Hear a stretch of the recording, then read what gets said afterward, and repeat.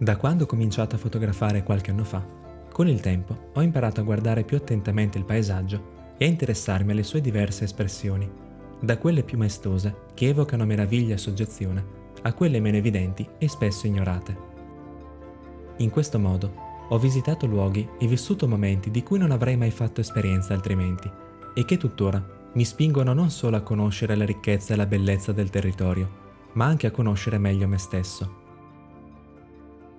Verso la fine di maggio ho preso un aereo per Siviglia per un breve giro in Andalusia, per familiarizzare con questa regione dal carattere vivace e una volta presa a noleggio un'auto, per vedere finalmente con i miei occhi, tra le tante cose, un fiume molto particolare.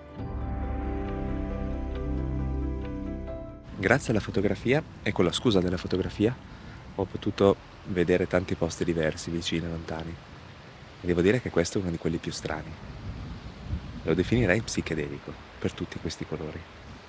Allora, mi trovo in Spagna, e più nel dettaglio, lungo il corso del Rio Tinto, fiume rosso, chiamato così appunto per questa colorazione intensa, dovuta a una elevata concentrazione di ferro principalmente, però c'è anche dello zolfo, del rame e vari metalli disciolti, che appunto, oltre a dare questo colore, rendono queste acque anche estremamente tossiche e acide, con un pH di 2.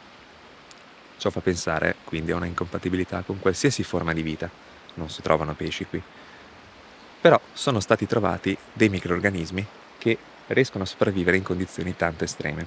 Questo ha attirato la curiosità e l'attenzione di tanti scienziati, tra cui quelli della NASA, che ritengono questo ambiente dal punto di vista biochimico quello più simile a quello marziano. Infatti se uno cerca Rio Tinto su internet ci sono spesso quei titoli che appunto associano Rio Tinto a Marte sulla Terra, cose del genere.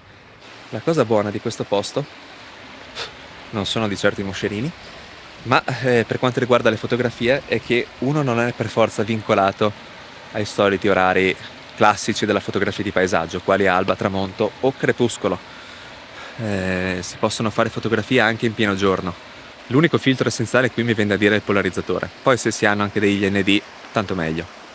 Il polarizzatore infatti, togliendo i riflessi dall'acqua, le restituisce trasparenza e soprattutto esalta il rosso intenso di queste acque, cambiando radicalmente l'impatto visivo della scena. Sono qui da diverso tempo, anche se non saprei dire bene da quanto, non tantissimo. E allora, adesso diciamo che il Rio Tinto è quello che domina la scena, ovviamente, per i suoi colori. Però devo dire che anche tutto quello che c'è qua ai miei piedi e vicino è altrettanto affascinante. Allora, sto puntando verso una parte di questa pozza che si è venuta a creare. Sono con un polarizzatore e un filtro ND da 6 stop perché c'è un po' di sole. Sono a 1,6 secondi, F11 e ISO 100. Mostro questa fotografia e poi le altre che ho fatto.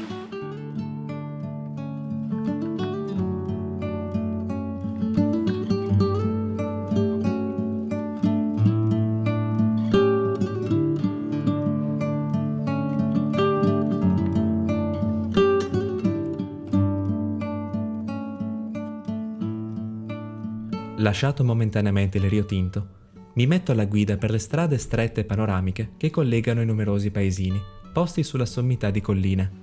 Tra questi è il Madrogno, o soprattutto Berrocal, a cui dedico più tempo. Un piccolo comune dall'atmosfera mite, ideale per passeggiare sotto gli occhi curiosi dei locali, e al tempo stesso per far riposare i sensi, grazie agli odori e ai colori più tenui e delicati, in netto contrasto con quelli più accesi e violenti del fiume, che nel corso del pomeriggio torna a rivedere, in cerca di nuove fotografie più dinamiche.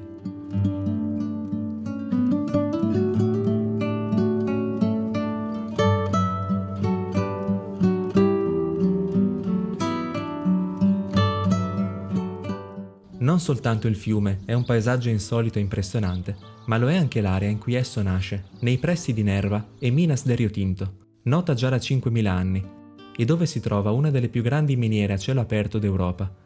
Un'enorme voragine che testimonia un'antica e intensa attività di estrazione principalmente di rame.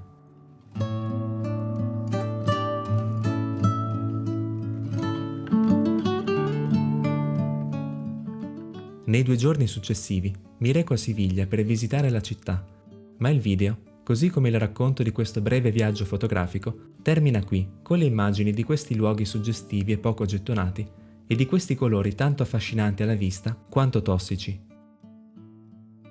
Se il video e le fotografie vi sono piaciute, ci vediamo al prossimo.